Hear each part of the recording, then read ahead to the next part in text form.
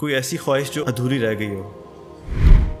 ایک خواہش ہے جو میرے سینے میں ہر وقت ابلتی رہتی ہے۔ آپ کا ارادہ کبھی بنا انڈیا جانے کا؟ وہ بڑا مشکل ہے اب جانا، وہ دیوانے ہیں، وہ تو کپڑے پھاڑ دیں گے۔ اور عزت کی ہوس رکھنے والا جیسے اپنے دین کو تباہ کرتا ہے، ایسے بھیڑیے بھی بکریوں کو اتنا تباہ نہیں کرتے۔ کبھی ایسا سوچتے ہیں کہ یہ شہرت نہ ہی ہوتی میں بھی ایک عام انسان کی طرح اپنی زندگی گزارتا؟ یہ خیال آتا ہے دل میں؟ قدرت کا نظام تھا کہ اختلاف ہونا تھا، یہ رہے گا۔ اختلاف کے آداب ہیں، تو کوئی چرس بھر رہی ہے، کوئی نشہ کر رہی ہے، کوئی نشہ کر رہی ہے۔ السلام علیکم and welcome back to my YouTube channel.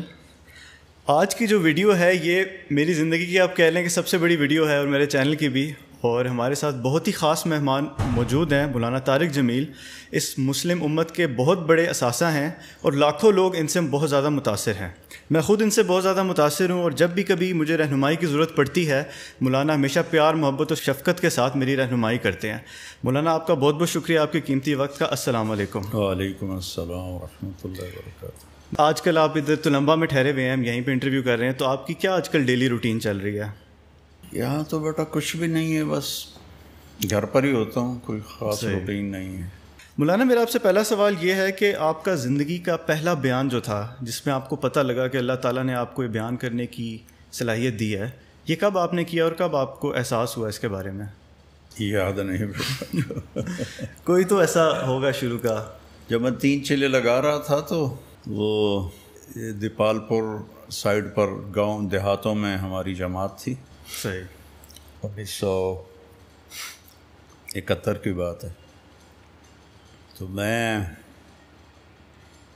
ٹوٹیوں پر وضو کرنے کے لیے بیٹھا ہوا تھا، تو 2 گاؤں کے دیہاتی وہاں وضو کر رہے تھے۔ صحیح۔ تو ایک دوسرے سے کہتا ہے، تبلیغ کی جماعت آئی ہے، انہاں دی گل سنی ہے؟ وہ کہتا نہیں میں تو نہیں سنی۔ وہ کہتا ہے ویچ ایک شور ہے، وہ بڑی چنگی گل کریندا ہے، صحیح۔ وہ دی سنی۔ تو یہ پہلی دفعہ مجھے اس دیہاتی کی زبان سے پتہ چلا کہ میں کوئی اچھی بات کرتا۔ ویسے ہی آپ کے سامنے ہی آپ ہی کی بات کر رہے تھے۔ ان کو نہیں پتہ تھا میرے بارے میں۔ صحیح صحیح۔ اچھا مولانا آپ کی کاسٹ کیا ہے؟ ہمیں اکثر لوگوں کو تو پتہ بھی نہیں ہوتا، ہمارے جو آباء و اجداد ہیں کہاں سے بلانگ کرتے ہیں، کہاں سے نسل چلتی آ رہی ہے۔ تو آپ کا سنا ہے کہ آپ بڑی دور تک اپنا شجرہ بتاتے ہیں، تو اس کے بارے میں بتائیں کہ آپ کہاں سے، مطلب کہ آپ کا جو شجرہ ہے آپ کو یاد ہے؟ ہم راجپوت چوہان ہیں۔ پرتھوی راج کا ایک بیٹا تھا رام دیو چوہان۔ جب پرتھوی راج کو شکست ہوئی 1191 میں، شہاب الدین غوری رحمۃ اللہ علیہ نے اسے شکست دی، پھر اسے قتل کیا، اور چوہانوں کی حکومت ختم ہوئی۔ انڈیا میں سب سے لمبی حکومت چوہانوں نے کی ہے، 600 سال۔ 600 سال کسی خاندان کی حکومت نہیں ہے۔ تو یہ واحد راجپوتوں کی شاخ ہے جنہوں نے 600 برس حکومت کی۔ تو ان میں سے اس کا ایک بیٹا تھا رام دیو، وہ خواجہ معین الدین چشتی رحمہ اللہ تعالیٰ کے ہاتھوں پہ مسلمان ہوا۔ تو ہم لوگ اس کی نسل میں سے ہیں۔ صحیح صحیح۔ شیر شاہ سوری کے زمانے میں ہماری تلمبے پر حکومت تھی۔ ہمارے آباء و اجداد وہاں سے بیکانیر، اجمیر سے، پتہ نہیں کب، جب وہ رام دیو مسلمان ہو گیا تو وہاں سے شفٹ کر گیا۔ تو وہ پہلے جو اس پنجاب میں ان کی آمد ہوئی ہے وہ اکاڑا میں ہوئی ہے، کئی 100 سال پہلے۔ پھر وہ یہاں آئے، اور یہاں جنگجو لوگ تھے، انہوں نے تلمبے پہ قبضہ کر کے اپنی حکومت بنا لی تھی۔ اور پھر اس کے بعد اکبر، جلال الدین اکبر نے جب ملتان فتح کیا تو اس نے تلمبہ بھی فتح کیا، اور ہماری حکومت ختم ہوئی، لیکن ہم یہاں کے سب سے قدیم باشندے ہیں۔ صحیح صحیح۔ اس علاقے کے۔ صحیح۔ اچھا یہ وجہ ہے کہ آپ کے اکثر بارے میں سننے کو ملتا ہے کہ آپ زمیندار، آپ کی فیملی ہے، تو یہ حکومت آپ کی چلتی آ رہی ہے یہاں پہ کافی عرصے سے۔ جی جی جی جی۔ صحیح صحیح۔ اچھا مولانا آپ اپنے ایک انٹرویو میں آپ نے بتایا تھا کہ بڑی چھوٹی عمر سے آپ نے جو ہے سگریٹ پینے کی عادت آپ کو لگ گئی تھی، تو اس کے بارے میں بتائیں کہ کس عمر میں لگی اور وہ کیسے عادت لگ گئی آپ کو؟ وہ رات کو بیٹھتے تھے سارے ہم چھوٹے چھوٹے بچے، تو اس وقت کا جو سوشل میڈیا تھا وہ سارے مل کے بیٹھتے، کوئی ایک ان میں بڑا بیٹھ کے کہانیاں سناتا تھا، صحیح. تو ہم وہ ان سے شوق سے رات کو کہانیاں سنتے تھے، اس میں وہ سگریٹ پیتے تھے، تو بڑے تھے ہم چھوٹے تھے، صحیح. تو ان کو دیکھ کر مجھے شوق ہو گیا میں بھی پیوں، صحیح. تو اس طرح شروع کر دیا. اور اس وقت آپ کی کیا عمر تھی؟ ہوگی کوئی میرے خیال میں 8-9 سال. 8-9 سال. صحیح صحیح. اچھا مولانا، ہر شخص کی زندگی کے اندر جو ہے اتار چڑھاؤ آتا ہے، کبھی خوشی کا موقع، کبھی غم کا موقع. تو زندگی میں آپ کو سب سے زیادہ تکلیف کس چیز سے پہنچی ہے؟ زندگی ایک موٹر وے نہیں ہے کہ جیسے ہارٹ کی ECG ایسے ایسے چلتی ہے نا زگ زیگ، تو لائف بھی اس طرح چلتی ہے، اس طرح چلتی ہے. اس میں دکھ بھی آتے ہیں، پریشانیاں بھی آتی ہیں، خوشیاں بھی آتی ہیں، ولادت بھی ہوتی ہے، موت بھی ہوتی ہے. تو زندگی کی اصل تو جو خوشی اللہ نے رکھی ہے وہ جنت میں رکھی ہے، اور زندگی بھی اصل اللہ نے جنت میں رکھی ہے. یہ امتحان کی جگہ ہے، یہاں ہر آدمی کوئی نہ کوئی مسائل فیس کر رہا ہوتا ہے. تو میری زندگی شروع سے ہی سفری بن گئی. 11 سال کی عمر میں لاہور چلا گیا، والدین نے بھیج دیا، تو وہ ایک بڑا مشکل مرحلہ تھا. پھر جب اللہ نے مجھے اس راستے میں شہرت دے دی، تو شہرت کے اپنے مسائل ہوتے ہیں، بہت زیادہ بعض لوگوں کی طرف سے تکلیف پہنچتی ہے.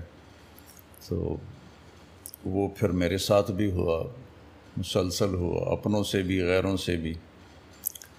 تو کوئی میں بتا نہیں سکتا کہ ٹھیک ہو گیا. اچھا مولانا، آپ کی کہانی تو مشہور ہے کہ آپ ڈاکٹر بننا چاہتے تھے، اور کئی دفعہ آپ نے اس کو ڈسکس کیا ہے. میرا آپ سے سوال یہ ہے کہ جب آپ دین کی طرف آئے تو سب سے بڑی قربانی آپ نے دین کے لیے کیا دی؟ بیٹا اس دین کے لیے کیا قربان، یہ تو اللہ نے مجھے ہدایت دی، میرا فائدہ ہو. بالکل. اللہ نے مجھے ہدایت دی، مجھے اس راستے سے ہٹایا. ہمارا تو بہت غلط ماحول تھا یہاں اس وقت جب میں اس طرف آیا ہوں. تو جانگلی علاقہ ہے، جانگلی سے مراد ہے لوکل. صحیح. مائگریٹڈ جو تھے وہ پھر بھی کچھ سمجھدار تھے، ہم تو بالکل ہی دین سے بھی نابلد تھے اور دنیا سے بھی. اچھا مولانا، ایک چیز اس دنیا کا اصول ہے جو میں نے پڑھا ہے کہ جو شخص جتنی شہرت پاتا ہے یا جتنا اللہ اسے عروج دیتا ہے، تو ساتھ ہی ساتھ تنقید بھی بہت کی جاتی ہے.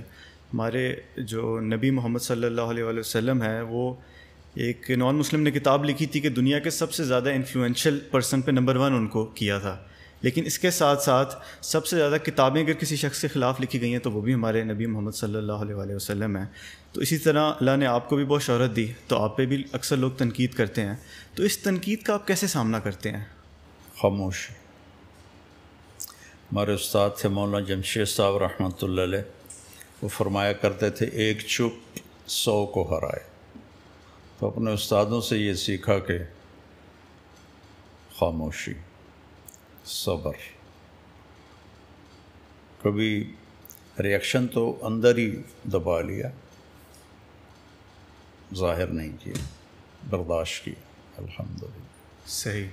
اچھا، اسی سے ایک ریلیٹڈ سوال ہے میرا کہ اکثر جو اسکالرز ہیں مختلف، اگر ان کے اوپر کوئی تنقید ہو یا پھر کوئی ان کی بات کرے تو اس کا اکثر جواب دیتے ہیں، کچھ برے لہجے سے، کچھ آرام سے. آپ نے آج تک کبھی کسی شخص کے بارے میں کوئی نیگیٹو بات نہیں کی، کوئی کلیریفائی نہیں کیا اپنے آپ کو، کوئی صفائی نہیں دی. اس کی کیا حکمت ہے؟ یہی حکمت ہے کہ صبر کرو. صبر ایمان کا وہ جزو ہے جیسے جسم میں روح ہے. روح نکل جائے تو ڈیڈ باڈی ہے انسان، 1 منٹ نہیں 1 سیکنڈ میں وہ ڈیڈ باڈی ہوتا ہے. تو صفات ایمان میں صبر روح کی طرح ہے، بس صبر زندگی سے نکل جائے ساری صفات ڈیڈ ہو جاتی۔ تو کوئی سوال کرے تو اس کا جواب ہوتا ہے، کوئی اعتراض کرے تو اس کا جواب خاموشی ہوتی ہے۔ تو یہ میں نے حدیث پاک سے یہ مضمون اخذ کیا ہے کہ آپ اعتراض کا جواب نہیں دیتے تھے، خاموش رہتے تھے، کوئی پوچھتا تھا تو اس کو جواب دیتے تھے۔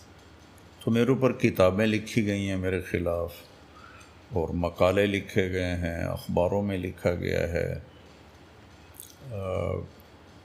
ہر جگہ ہوئی ہے تنقید، لیکن تنقید اللہ کا شکر ہے بہت تھوڑی ہے، محبت کرنے والے بہت زیادہ ہیں، تو اس لیے وہ بھی اس کی کمپنسیشن ہو جاتی ہے کہ ٹھیک ہے۔ صحیح۔ تو مولانا آپ نے پہلی دفعہ حج یا عمرہ کب کیا تھا؟ 84 میں پہلا عمرہ کیا تھا، 84 میں ہماری جماعت گئی تھی انگلینڈ، وہاں سے واپسی پر ہمیں عمرے کی اجازت تھی تو میں عمرہ کر کے آیا تھا۔ اس وقت آپ کی ایج کیا تھی؟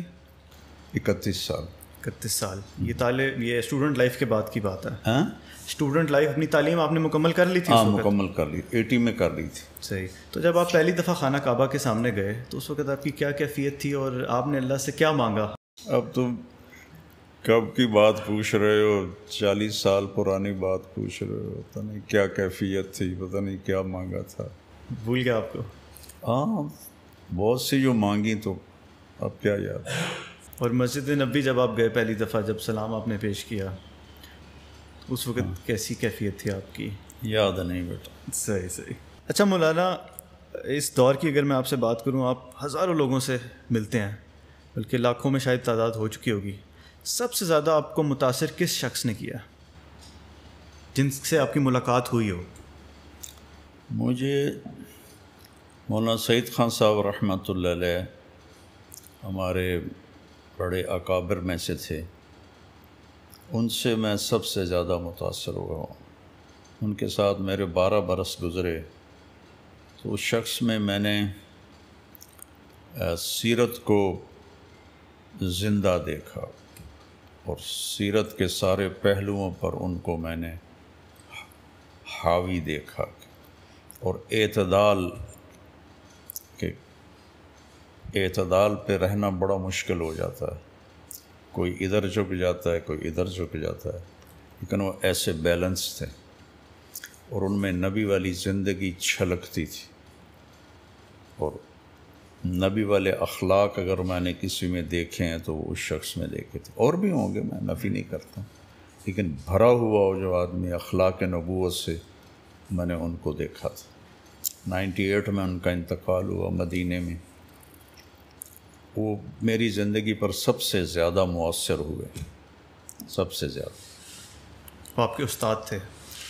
جی، وہ میرے مرشد تھے، استاد ہی تھے، ان سے بہت سیکھا ہے۔ صحیح صحیح۔ مولانا، آپ کی زندگی کا سب سے خوشگوار لمحہ کون سا تھا جس میں آپ سب سے زیادہ خوش ہوں جس دن آپ؟ اگر اللہ مجھ سے راضی ہے تو میں خوش ہی خوش ہوں۔ کوئی شخص یہ کیسے پتہ لگا سکتا ہے کہ اللہ اسے راضی ہے کہ نہیں؟ اگر وہ نافرمانی سے بچ رہا ہے، ہو جائے تو توبہ کر رہا ہے، اور فرمان برداری پہ قائم ہے، تو ظن غالب یہ ہے کہ اللہ اس سے راضی ہے۔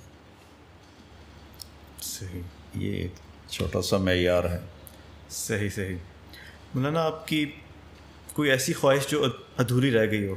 ایک بنو امیہ کے بعد بنو عباس کی حکومت آئی، تو اس میں جو ان کا دوسرا خلیفہ بنا وہ تھا ابو جعفر منصور، وہ بہت بڑا عالم تھا، تو اس نے کبھی سوچا بھی نہیں تھا کہ مجھے خلافت ملے گی، تو اس نے کوئی 21 برس حکومت کی، بنو عباس کی بنیادوں کو قائم کیا۔ ایک دفعہ اس سے کسی نے پوچھا کوئی خواہش باقی ہے جو رہتی ہو؟ ٹھیک، تو اس نے کہا کہ ایک خواہش ہے جو میرے سینے میں ہر وقت ابلتی رہتی ہے، کہ میرے گرد طلبہ کا ہجوم ہوتا اور میں درس حدیث پر بیٹھا ہوتا اور مجھ سے طالب علم سوال کرتے، یہ حدیث آپ نے کہاں سے بیان کی ہے، یہ حدیث آپ نے کہاں سے بیان کی؟ کہ یہ میری خواہش سینے میں دب کے رہ گئی ہے۔ اگلے دن وہ جتنے درباری تھے، درباری تو بڑے خوش آمدی ہوتے ہیں، وہ کاغذ قلم اور دواتیں لے کے آ گئے۔ حدثنا امیر المومنین، امیر المومنین آپ ہمیں حدیث سنائیں۔ صحیح۔ تو وہ ہنس پڑا اور کہنے لگا لستم بہم، تم وہ لوگ نہیں ہو۔ لستم بہم ایک محاورہ ہے جس کا اردو میں ترجمہ ہے یہ منہ اور مسور کی دال۔ صحیح، سنا ہوا ہے یہ منہ اور مسور کی دال؟ یہ شاہ عالم ثانی کا باورچی تھا محمد حسین، جب انگریزوں نے قبضہ کر لیا تو وہ وہاں سے نکلا اور بہاول پور جانے لگا، وہاں عباسی مسلم ریاست تھی، وہاں راستے میں پڑ گیا رنجیت سنگھ، اس سے ملا تو اس نے کہا تو میرے پاس ہی نوکری کر لے، وہاں جانے کی بجائے تمہارے پاس کر لیتا ہوں۔ اس نے کہا تو تنخواہ کیا لوگ؟ کہا شاہ عالم تو مجھے 300 روپے اور روٹی دیتا تھا 2 وقت کی۔ اس نے کہا یہ تو بہت زیادہ ہے، میں تو 100 روپیہ دے سکتا ہوں، میں تو صرف پنجاب کا حکمران ہوں، وہ تو ہندوستان کا تھا۔ کہا چلو ٹھیک ہے، 100 روپیہ بھی ٹھیک۔ تو اس نے کہا میرے گھر کے 16 فرد ہیں اور تم نے 1 ہفتہ کھانا بنانا ہے، ہفتے کے بعد مجھے بل دینا ہے کیا خرچ ہو۔ اس نے پہلے دن مسور کی دال بنائی، تو اس کی ایک رانی جندہ تھی چہیتی بڑی، اس کے آخری بیٹے دلیپ سنگھ کی ماں، انہیں جب نوالا لیا تو کہنے لگی یہ کس نے بنائی ہے دال؟ کہا نیا باورچی ہے، کہ پورا ہفتہ دال بنے گی مسور کی، ایسی مزے کی ہے۔ تو نے پورا ہفتہ دال بنائی، ہفتے کے بعد اس نے حساب مانگا تو اس نے 72 روپے حساب دیا۔ میں کہا تیرا بیڑا غرق ہو جائے، تو نے دال پہ 72 روپے لگا دی، تو میرا خزانہ خالی کرے گا۔ نے کہا دال تو 2 آنے کی لگی، 71 روپے 14 آنے کے مسالے لگے ہیں۔ انہوں نے کہا بھائی تو میرے وارے کا نہیں ہے، جا۔ میں نے کہا میں بھی اس سے کم درجے پہ نہیں آ سکتا، وہ نکل پڑا۔ دوپہر میں جب کھانا آیا تو مرغا بنا ہوا تھا، تو جندہ نے بوٹی نوچی اور دیوار پہ ماری، کس نے بنایا ہے یہ سالہ؟ کہا نیا باورچی ہے۔ کہا تو محمد حسین کدھر ہے؟ کہا اس نے اتنا خرچہ کر دیا تھا۔ انہوں نے کہا جو بھی اس کو واپس لاؤ۔ تو اس نے پیچھے آدمی دوڑایا تو یہ جو لاہور سے نکلتے ہوئے بھائی پھیرو ایک جگہ تھی جس کا آج کل نام پھول نگر ہے، یہاں پر وہ پکڑا گیا۔ انہوں نے کہا چلو تمہیں مہاراج بلاتے ہیں۔ انہوں نے کہا یہ منہ اور مسور کی دال، جو میں نہیں جاتا، اور ان سے الجھ پڑا اور مارا گیا، واپس نہیں گیا۔ تو ابو جعفر نے کہا یہ منہ اور مسور کی دال، تم وہ نہیں ہو، وہ اور لوگ ہوتے ہیں۔ انما هم الدنسۃ ثیابهم، ان کے کپڑے میلے ہوتے ہیں۔ المشققۃ ارجلهم، سفر کر کر کے ان کے پاؤں پھٹے ہوئے ہوتے ہیں۔ الطویلۃ شعورهم، اور سفر کی وجہ سے ان کے بال بھی بڑے ہوئے ہوتے ہیں۔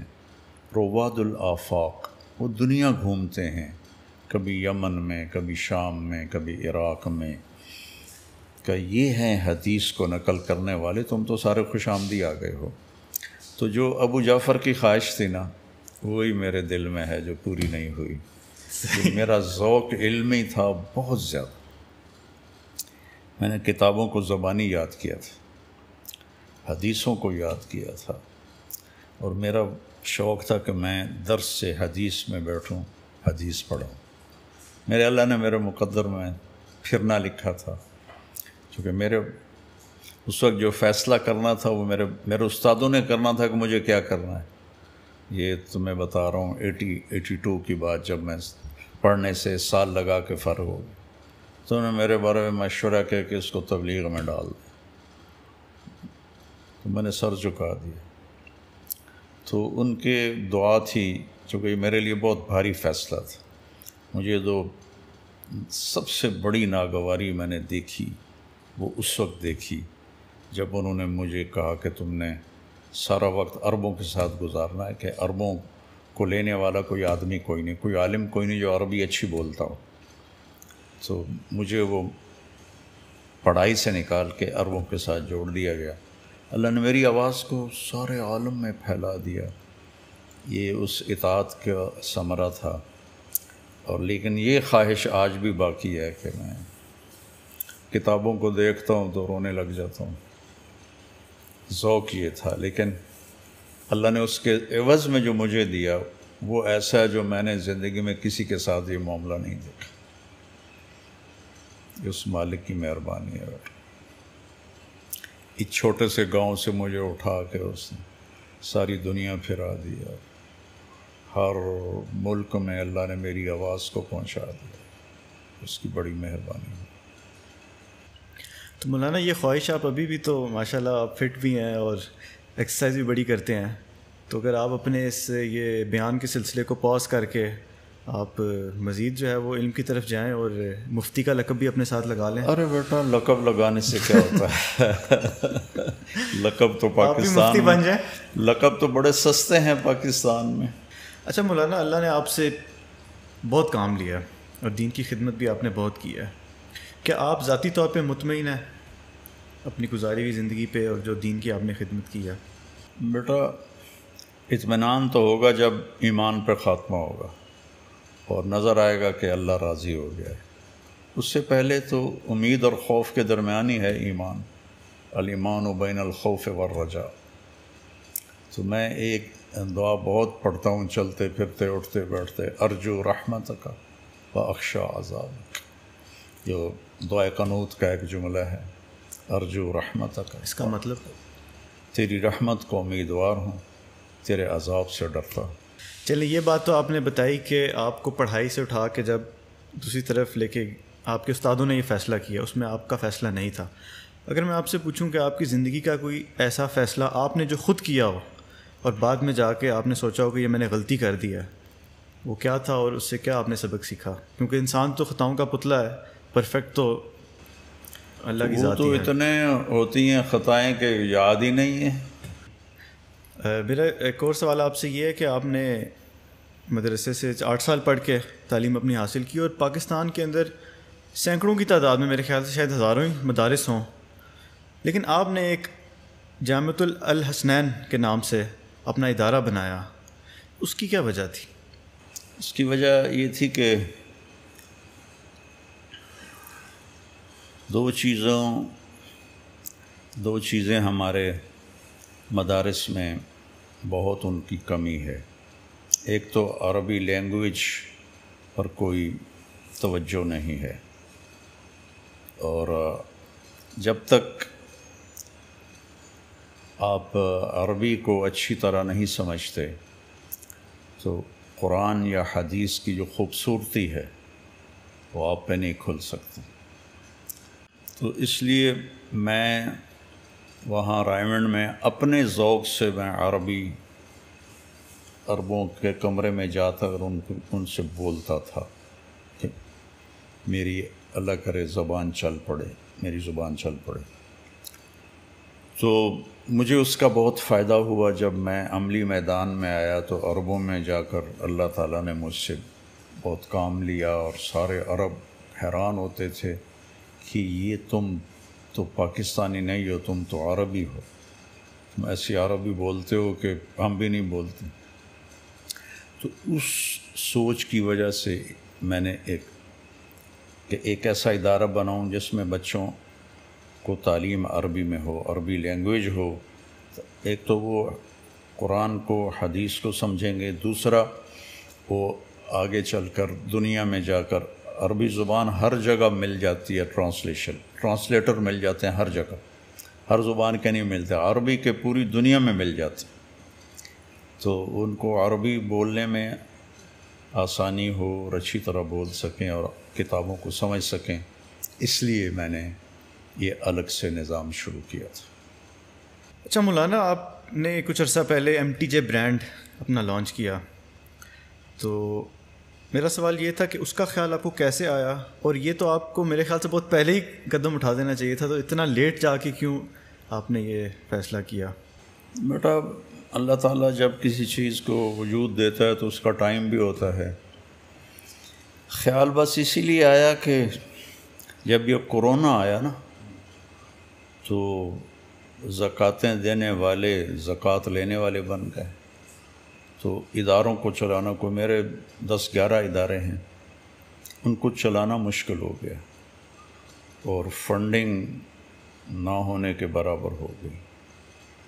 تو اس وقت پھر مجھے خیال آیا کہ اگر کوئی ایسا سلسلہ اللہ مجھ سے کروا لے کہ یہ جو ہمارے ادارے ہیں انڈیپینڈنٹ ہو جائیں، ہم کسی سے مانگے نہیں بلکہ مدرسہ کی اپنی جو آمدنی ہے اس سے مدارس چلیں، یہ خیال آیا. تو اس میں میرا کوئی دنیاوی پروفٹ لینا یا تجارت کرنا مقصد نہیں ہے. اس سے جتنا بھی میرے حصے میں آئے گا وہ سارا مدارس پہ لگے گا، اور میرے مرنے کے بعد بھی وہ مدارس کو جائے گا. اس لیے خیال آیا کہ مدارس انڈیپینڈنٹ ہو جائیں. اچھا مولانا، شہرت جب انسان کے پاس آتی ہے، جیسے آپ نے پہلے بھی بات کی ہے کہ اس کے اپنے مسائل ہوتے ہیں اور تکبر بھی انسان کے اندر آنے کا خطرہ بڑھ جاتا ہے، تو آپ کو تو اللہ تعالیٰ نے بہت زیادہ شہرت دی، تو آپ پھر اس فتنے سے بچنے کے لیے کیا مطلب چیزیں کرتے ہیں، شہرت سے بچنے کے، تکبر سے بچنے کے لیے؟ بیٹا اصل تو توفیق اللہ کی ہے، اسی نے مجھے اس کی خیر نصیب فرمائی ہے، اس کے شر سے بچایا ہے.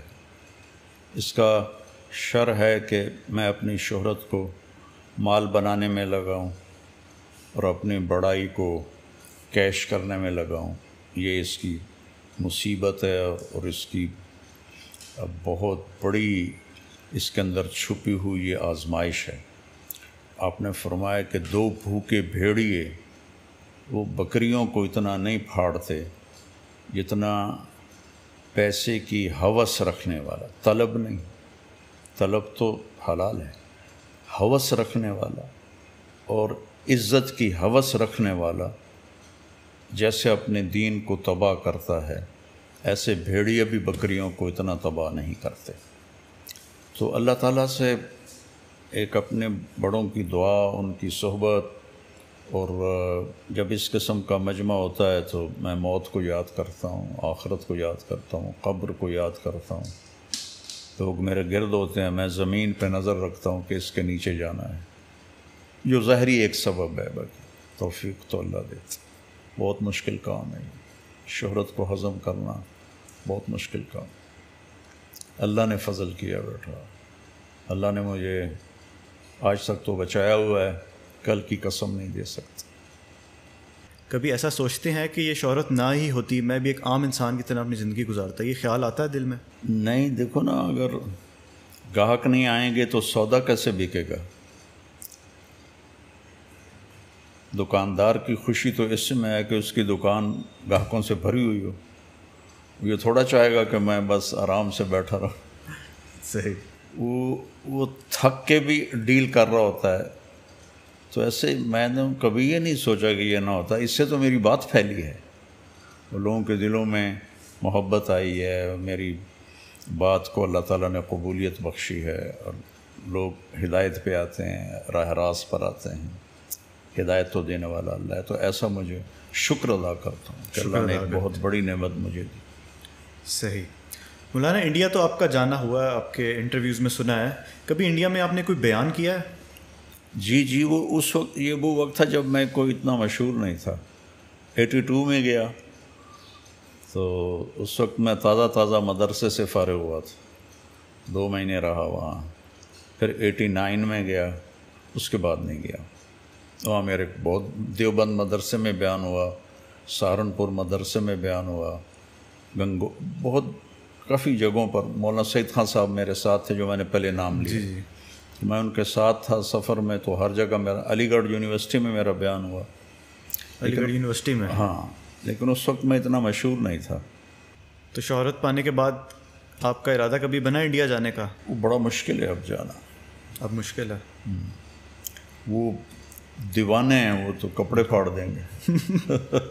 وہ بہت محبت کرتے ہیں آپ سے. جی بہت محبت کرتے ہیں. ملک کے حالات ہمارے کافی خراب ہوتے جا رہے ہیں وقت کے ساتھ ساتھ. کبھی آپ کو یہ خیال آیا کہ یہ ملک چھوڑ کے چلا جاؤں؟ نہیں، کبھی نہیں خیال. ملک کے بہتر ہونے کی دعا کرتا ہوں، روزانہ نفل پڑھتا ہوں، دعا کرتا ہوں جو میرے بس میں ہے، اور اللہ سے امید رکھتا ہوں کہ شاید اللہ کوئی اچھے حالات بھی کرتا. لیکن چھوڑنے کا کبھی خیال نہیں آیا؟ نہیں، چھوڑنے کا خیال کبھی. لیکن لوگ آپ کو یہ مشورہ تو دیتے ہوں گے، آپ کے قریبی لوگ یا پھر دوست وغیرہ؟ نہیں. مولانا آپ کے انٹرویوز میں کچھ میں نے سنا تھا کہ آپ کا شاید اپنے والدین سے یا شاید اپنے والد صاحب سے اتنا وہ گہرا تعلق پیار محبت والا نہیں بن سکا بچپن میں دوری کی وجہ سے. تو اگر آج کل کے کوئی نوجوان ہے وہ سیم سچویشن میں سے گزر رہے ہیں، اگر ان کا بھی نہیں بنتا تو وہ کس طرح اس سچویشن کو ہینڈل کریں؟ یہ تو والدین نے ہینڈل کرنا تھا. ان کو اپنے ساتھ رکھیں، ان کو ٹائم دیں. ٹائم نہیں دیتے والدین، صرف ان کے کھانا پینا کپڑے جوتا بس یہیں تک ان کی ہوتی ہے بچوں کے ساتھ جو ایک رابطہ اور تعلق ہے. لیکن یہ اچھے انسان بنیں، اچھے اخلاق والے بنیں، اس نظریے سے والدین کی کوئی ایفرٹ نہیں ہے. اے آ جائے کتنے اے لیے، بی کیوں آ گیا، سی کیوں آ گیا، اسی میں ہی گم ہو گئی ہے والدین کی ساری محنت اور کوشش. تو چلیں والدین نے تو چھوڑ دیا بچوں کو، اب بچہ بڑا ہو گیا، اس کو احساس ہو گیا اس بات کا کہ والدین نے نہیں وہ کام کیا، اس کے دل میں اب محبت ہی نہیں آ رہی اپنے والدین کے لیے. اب یہ ایک نیچرل چیز ہے، یہ نیچرل. میری 11 سال عمر تھی جب مجھے لاہور بھیج دیا، تو 3 سال میں روتا رہا گھر کی یاد، 8ویں تک. پھر دل پھر گیا وہاں سے، پھر وہ کبھی دوبارہ وہ جذبہ وہ جوش کبھی نہیں پیدا ہوا. تبلیغ میں لگنے کے بعد عقلی طور پر میں ان کی اطاعت، فرما برداری اور ان کی خدمت ہر طرح کی کرتا تھا. لیکن جس طرح میرا چھوٹا بھائی اپنی ماں کی خدمت کرتا تھا، یہ جذبے اندر سے جذبہ وہ میرے اندر نہیں پیدا ہوتا تھا، یہ خلا پیدا ہو گیا تھا. 3 سال کے بچے کو اسکول بھیجنا بہت بڑا ظلم ہے. ماں باپ خود اس کو کٹ آف کر رہے ہیں اپنے آپ سے. 3 سال کے بچے کو ماں کی گود چاہیے، باپ کا سایہ چاہیے، وہ اسے اسکول بھیج دیتے. جو ماں اپنا 2 بچے نہیں سنبھال سکتی تو ٹیچر جو معمولی سی تنخواہ لیتی ہے وہ 20 بچوں کو کیسے سنبھالے گی؟ یا ان کی وہ ہمدرد کیسے ہو سکتی ہے جیسے ایک ماں ہو سکتی. ایک لطیفہ، ایک ٹیچر پڑھا رہی تھی بچوں کو، بیٹا CUP سپ کہو. تو بچوں نے کہا جی CUP مس کپ ہوتا ہے، کہ نہیں CUP سپ. بچوں نے پھر کہا مس CUP کپ ہوتا ہے. انہوں نے کہا اتنی تھوڑی تنخواہ میں CUP سپ ہی رہے گا، کپ نہیں ہو سکتا. تو بیچاری ٹیچرز کیسے بچوں کی تربیت کر سکتے؟ اتنے میں اتنا ہی ہوگا. صحیح. اچھا مولانا، آپ کے نا بالی ووڈ کے اندر بڑے فنکاروں سے ملاقاتیں رہیں، وہ آپ سے متاثر بھی ہوتے ہیں، بالی ووڈ کے جو ایکٹرز ہیں؟ سنتے بھی ہیں مجھے. آپ کو بالکل سنتے بھی ہیں، بلکہ بڑا مشکل ہے کہ اس فیلڈ کے لوگوں کو متاثر کرنا، اور میرے خیال سے آپ شاید ایک واحد پرسنالٹی ہیں. آپ کو سب سے زیادہ مل کے کس سے مزہ آیا، یا آپ کو کون اچھا لگا زیادہ؟ مجھے تو بیٹا میں جس سے ملتا ہوں نا محبت سے ملتا ہوں، اور میرے دل میں ان کے بارے میں نفرت نہیں ہوتی، جس کی وجہ سے وہ ویوز شفٹ ہوتی ہیں. مجھے ان کے اس عمل سے ایک جو دیندار طبقے میں نفرت پیدا ہو جاتی ہے نا کہ یہ برے لوگ ہیں، گندے لوگ ہیں، اللہ نے مجھے اس سے بچایا ہے. باقی اللہ کا فضل ہے، سارے بہت اچھا سلوک کرتے ہیں. بس میں یہ فیصلہ نہیں کر سکتا کہ کون سب سے زیادہ اچھا لگا. یہ بیچاریاں جو یہ نہیں ہوتی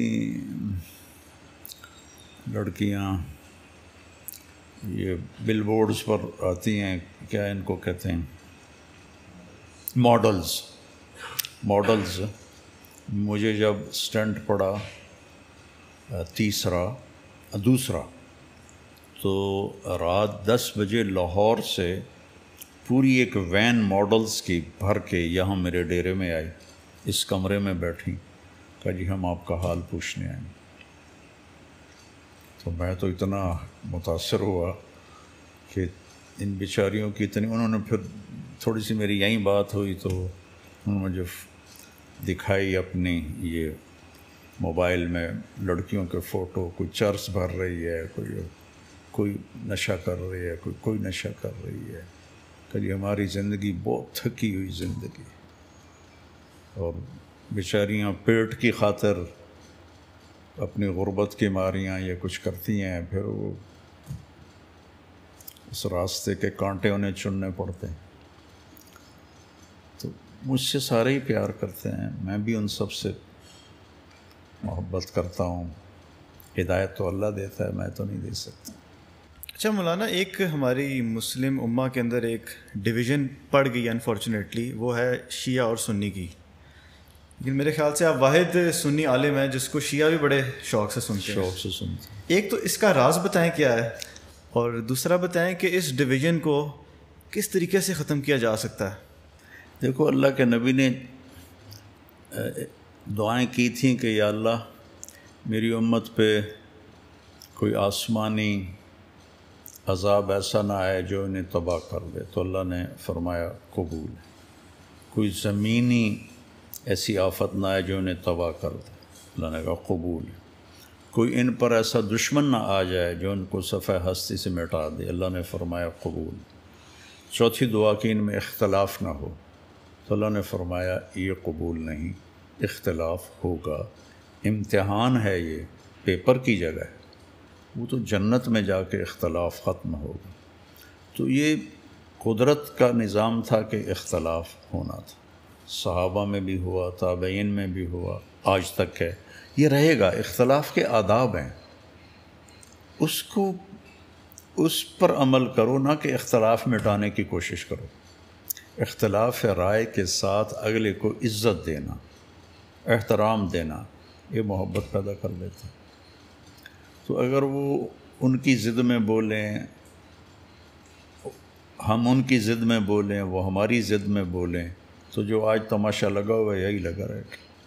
سوشل میڈیا پہ جنگ ہو رہی ہے ایک دوسرے کو غلط ثابت کرنے کی. کیوں اپنا وقت ضائع کرتے ہیں؟ اچھا بھائی ٹھیک ہے، ہم کلمہ تو پڑھتے ہیں نا، بس جو کلمہ پڑھتا ہے اس کو گلے سے لگاؤ. یہ کافر ہے، یہ بدعتی ہے، یہ فلاں ہے، یہ فلاں ہے. اس سے تو مزید انتشار پیدا ہوتا. تو چونکہ میرا دل صاف ہے اور میں ان کی عزت، ہر ایک کی عزت، وَلَقَدْ كَرَّمْنَا بَنِي آدم، اللہ کہتا ہے میں نے انسان کو عزت دی ہے، وہ کافر ہے یا مسلم ہے. اور اللہ کے نبی نے فرمایا کہ میرے بیٹے انس، میری ایک بہت بڑی سنت ہے، اگر تو کر گیا تو جنت میں میرا پڑوسی ہو جائے گا، اور وہ یہ ہے کہ تیرے دل میں دنیا کے کسی انسان کے بارے میں کھوٹ نہیں ہونی چاہیے. آپ نے مسلم نہیں فرمایا، انسان.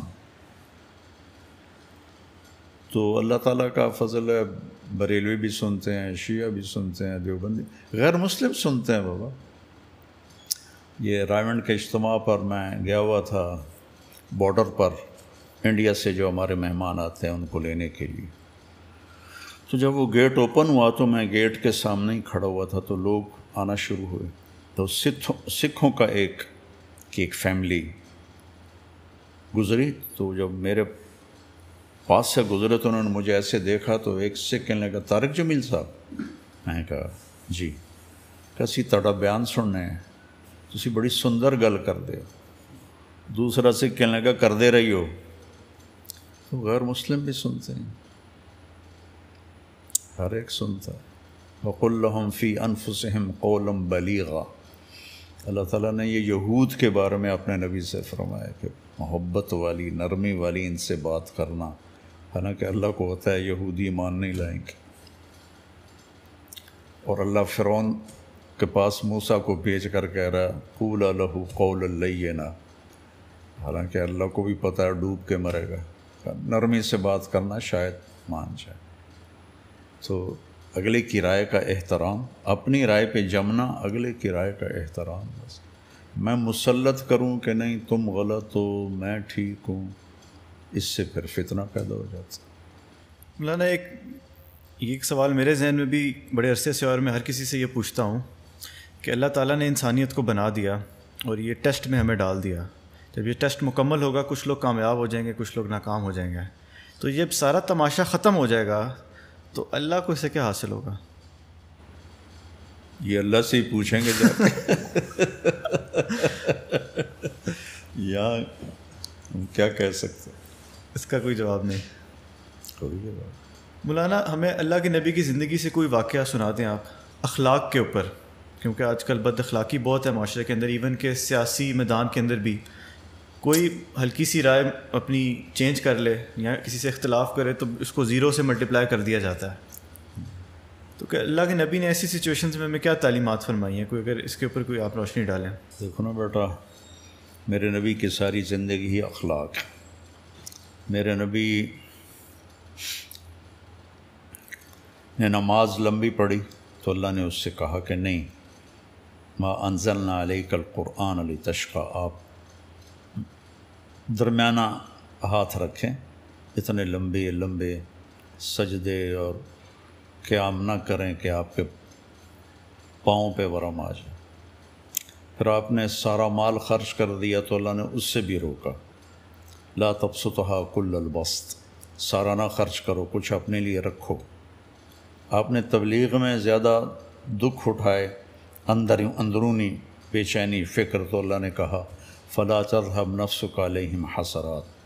میرے نبی آپ آہیں بھرتے بھرتے کہیں خود ہی نہ فوت ہو جائیں. لیکن جب اللہ کے نبی کے اخلاق کی باری آئی تو اللہ نے یہ نہیں کہا کہ آپ میانہ روی اختیار کریں. اللہ تعالیٰ نے نون والقلم وما یسطرون, قلم کی قسم اٹھائی جو سب سے پہلی, اول ما خلق اللہ القلم, اللہ نے قلم کو پیدا کیا. وما یسطرون, قیامت تک یہ قسم جاری ہے. اور جو قلم سے لکھتے ہو, تو قلم تو چلتا رہے گا جب تک انسان ہے. تو یہ قسم ایسی ہے کہ کمال ہے کہ اللہ مجھے قلم اور قلم سے جو لکھتے ہو اس کی قسم. ما انت بنعمت ربک بمجنون. آپ کو یہ قریش مجنون کہتے ہیں, آپ مجنون نہیں ہیں. وَإِنَّ لَكَ لَأَجْرًا غَيْرَ مَمْنُونَ, آپ کے لیے بے پناہ اجر ہے. وَإِنَّكَ لَعَلَىٰ خُلُقٍ عَظِيمٍ, اور آپ کا رب دوسری دفعہ قسم کھاتا ہے. انا اور لام جب کٹھے ہوتے ہیں تو قسم کا معنی ہوتا ہے آپ بڑے عالی اخلاق والے. یہاں نہیں کہا میانہ روی, یہاں کہا بڑے عالی اخلاق والے. اور عربی میں دو طرح اس کو بیان کیا جا سکتا, انک لذو خلق عظیم اور انک لعلی خلق عظیم. ذو خلق کا مطلب ہے کہ آپ اچھے اخلاق والے ہیں, اور اعلیٰ خلق کا مطلب ہے کہ آپ تمام انسانی اخلاق پر حاوی ہیں, سارے اخلاق آپ کی مٹھی میں ہیں. تو آپ کی تو پوری دیکھو, جنہوں نے 21 برس قتل کے منصوبے بنائے ان کو معاف کر دیا, اس سے بڑے اخلاق کی کہانی اور کیا ہو. اور جس نے ہر وقت کوشش کی کہ گردن اڑا دوں, ابو سفیان کا, جو ابو سفیان کے گھر میں پناہ لے گا اس کو کچھ نہیں کہیں گے. تو فتح مکہ پہ جو آپ نے اپنے دشمنوں کے ساتھ کر دکھایا, وہ اب نبی کی زندگی کو پڑھتا کون؟ پڑھتا ہی کوئی نہیں. عثمان میں نبی طلحہ کے پاس تھی بیت اللہ کی چابی, تو آپ نے فرمایا کہ جب مکے میں تھے دروازہ کھول دے اندر جاتا ہوں, تو انہیں بری طرح ڈانٹ دیا. تو آپ نے فرمایا وہ کیا دن ہوگا جب یہ چابی میرے ہاتھ میں ہوگی؟ کہا قریش وہ دن کبھی نہیں دیکھیں گے۔ نہیں کھولا دروازہ۔ جب مکہ فتح ہوا تو وہ چھپ گئے، تو آپ نے حضرت علی رضی اللہ عنہ کو بھیجا کہ جاؤ اس کو ڈھونڈ کے لاؤ۔ تو وہ ایک گھر میں چھپے ہوئے تھے، چھوٹا سا تو مکہ تھا، ان کو پکڑ کے لے آئے، چابی بھی لے آئے۔ تو بنو ہاشم کے ذمے تھا حاجیوں کو کھانا کھلانا اور پانی پلانا۔ تو جب وہ ان کو لے کر آئے اور چابی آپ کو دی تو حضرت عباس کھڑے تھے، کہنے لگے یا رسول اللہ چابی بھی ہماری فیملی کو دے دیں تاکہ مکمل کعبہ کی خدمت ہمارے ذمے ہو جائے۔ ٹھیک، بہت بڑے شرف کی بات تھی، چچا کہہ رہے تھے۔ تو آپ نے ایسے چابی پکڑی کا عثمان، اب وہ ساری نہ اٹھائے شرم کی وجہ سے، عثمان یہ کیا ہے؟ یہ وہی چابی ہے، میں آج تجھے واپس کر رہا ہوں اور قیامت تک تیری نسل میں رہے گی، اور آج تک وہ چابی انہی کی نسل میں۔ اگر ہمارے نبی کی زندگی پڑھ لیں تو یہ تو بہت بھٹکے ہوئے ہیں۔ مولانا ایک اور چیز میں اکثر دیکھتا ہوں سوشل میڈیا پہ بھی، وہ یہ ہے کہ اللہ کے نبی صلی اللہ علیہ وسلم کی وفات پانے کے بعد جو ہے صحابہ میں اختلاف ہو گیا، اور اس کے اوپر لوگ بڑا مختلف اوپینین رکھتے ہیں، کوئی ایک طرف ہے بالکل، اور کوئی جو ہے مطلب کہ صحابہ جیسے حضرت معاویہ رضی اللہ تعالیٰ عنہ ہیں ان کے بارے میں بھی بات کی جاتی ہے۔ تو وہ پس منظر سارا کیا تھا، اور ان کے اختلاف جو صحابہ کا اختلاف ہوا ہے اس کے اوپر ہمیں کیسا اپنا رویہ رکھنا چاہیے؟ امام احمد بن حنبل رحمہ اللہ سے کسی نے یہی سوال کیا تو انہوں نے فرمایا بیٹا تلک امت قد خلت لہا ما کسبت ولکم ما کسبتم ولا تسألون عما کانوا یعملون۔ بیٹا وہ لوگ تھے جو گزر گئے، جو اچھا کیا ان کو ملے گا، جو برا کیا ان کے سر پہ پڑے گا، اور تم سے نہیں پوچھا جائے گا کہ وہ کیا کرتے تھے۔ یہ ہے اس کا صحیح جواب جو قرآن نے دیا ہے، کہ مجھ سے تھوڑا ہی پوچھا جائے گا، مجھ سے تو من ربک ما دینک ما تقول فی ھذا الرجل، یہ 3 سوال قبر کے ہیں اور 5 آخرت کے ہیں، اس میں سے کوئی بھی سوال ایسا نہیں ہے جو ہمیں یہ بتائے۔ اور پھر اللہ تعالیٰ کے نبی نے کہا اللہ اللہ فی اصحابی لا تتخذوہم غرضا من بعدی، کہ میرے صحابہ کے بارے میں اللہ سے ڈرنا، ان کے بارے میں لب کشائی نہ کرنا۔ سورۃ حدید میں اللہ نے کہا کلاً وعد اللہ الحسنی، اللہ نے سب کے لیے جنت کا وعدہ کر دیا۔ اب میں بیٹھ کے کسی کو جنتی بناؤں کسی کو جہنمی بناؤں میری مجال ہے، تو اپنا دامن خراب کرنے والی بات۔ تو اس لیے مجھ سے تو میرے بارے میں پوچھا جائے گا کہ میں نے زندگی کیسے گزاری، اور وہ واضح سوالات ہیں۔ یہ وہ مباحث ہیں جن کو چھیڑ کر خلجان بڑھے گا، فائدہ کوئی نہیں ہوگا۔ بشر تھے، ان سے غلطیاں ہوں، کوئی وہ نبی نہیں تھے، معصوم نہیں تھے، لیکن اللہ نے ان کی غلطیوں کو معاف کر دیا ہے، تو میں اب یہاں دوبارہ ان کی غلطیوں کو اکھاڑوں، حضرت معاویہ رضی اللہ عنہ کی غلطیوں کو بیان کروں، یہ بہت بری بات ہے، اس سے بہت بچنا چاہیے۔ صحیح۔ اچھا مولانا، کچھ لوگ ہوتے ہیں وہ اتنے گنہگار اپنے آپ کو سمجھتے ہیں کہ وہ کہتے ہیں کہ بھئی ہماری تو معافی ہو ہی نہیں سکتی، تو ایسے نا امید شخص کے لیے آپ کا کوئی پیغام؟ میرا تو سارا بیان اسی پر ہوتا ہے کہ اللہ کی رحمت سے مایوس نہ ہو، جب بھی توبہ کرو گے لَوَجَدُ اللَّهَ تَوَّابًا رَحِيمًا، دیکھو گے اللہ توبہ قبول کرنے والا اور رحم کرنے والا۔ مایوسی کی تو بات ہی نہیں، جب اللہ ہی کہتا ہے کہ جب بھی توبہ کرو گے میں معاف کر دوں۔ لیکن مولانا ایک چیز ہے نا کہ حقوق العباد جو ہیں وہ اللہ کہتا ہے کہ انسان ہی معاف کریں گے، تو اس کا کیا معاملہ ہوگا؟ نہیں، اللہ چاہے تو وہ بھی معاف کر سکتا ہے۔ وہ 100 آدمیوں کے قاتل کو نہیں معاف کر دیا تھا اللہ نے، جو بنی اسرائیل کا واقعہ ہے، معلوم ہے نا؟ آپ وہ دہرا دیں اگر۔ ایک آدمی نے 99 قتل کیے، تو اس کو خیال آیا میں توبہ کروں، تو اس نے ایک شخص سے پوچھا جو عبادت گزار عابد آدمی تھا کہ میں نے 99 قتل کیے ہیں، میری توبہ ہے؟ میں کہا توبہ تیری توبہ تو قبول ہو ہی نہیں سکتی۔ تو اس نے کہا چلو 100 تو پورے کروں، اس نے اس کا بھی سر اڑا دیا۔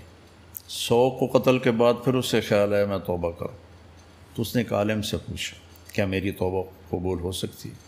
کہا بالکل ہو سکتی، اللہ تو مہربان ہے، لیکن توبہ پکی ہو یہ شرط ہے، اس کے لیے یہ بستی چھوڑ، اس میں ماحول غلط ہے، اس سامنے جو گاؤں ہے وہاں جا، وہاں نیک لوگ رہتے ہیں، تیری توبہ پکی ہو جائے گی۔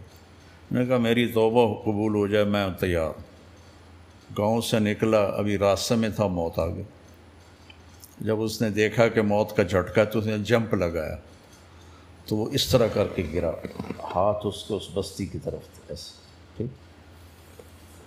تو جنت کا فرشتہ بھی آ گیا، دوزخ کا فرشتہ بھی آ گیا۔ اب اللہ نے ہی دونوں کو بھیجا، دونوں میں بحث چھڑ گئی، وہ کہے ہمارا مجرم ہے، وہ کہیں ہمارا مہمان ہے، تو وہ کہیں اس نے توبہ کر لی تھی تو اب ہمارا مہمان ہے۔ جہنم والے کہیں ابھی توبہ پوری نہیں ہوئی، وہاں گاؤں نہیں پہنچا، اس لیے ہمارا مجرم ہے۔ تو اللہ تعالیٰ نے، یہ بخاری شریف کی روایت، اللہ نے تیسرا فرشتہ بھیجا، بھائی جاؤ بھائی ایسا کرو، جہاں یہ پڑا ہوا ہے وہاں سے دونوں طرف کا فاصلہ ناپو، اگر ادھر قریب ہے تو جنت والے لے جاؤ، ادھر قریب ہے تو دوزخ والے لے جاؤ، یعنی گھر کے قریب۔ تو حقیقتاً اس نے تھوڑا سفر کیا تھا، ادھر فاصلہ زیادہ تھا، ادھر کم تھا، تو اللہ نے ادھر کی زمین کو حکم دیا سکڑ جا، اور ادھر کی زمین کو حکم دیا پھیل جا۔ تو یہ زمین پھیل گئی، وہ سکڑ گئی، تو ادھر قریب ہو گیا، تو اللہ نے کہا لے جاؤ جنت۔ تو اللہ کی رحمت کو ہم پابند نہیں کر سکتے، ہاں قانون ہے، یہ قانون صحیح ہے کہ اس سے وہ معاف کرے گا تو اللہ معاف کرے گا، لیکن اللہ جس کو معاف کرنا چاہے تو اس کو عوض دے دے گا، اس کو معاف کر دے گا۔ مولانا آپ کا بہت بہت شکریہ کہ آپ نے اپنے قیمتی وقت میں سے مجھے وقت دیا، اور میں نے بہت کچھ سیکھا ہے آپ سے، اور امید کرتا ہوں کہ ویورز نے بھی بہت کچھ سیکھا ہوگا۔ انشاءاللہ اگلی ویڈیو میں ملتے ہیں، اپنا خیال رکھیے، اللہ حافظ۔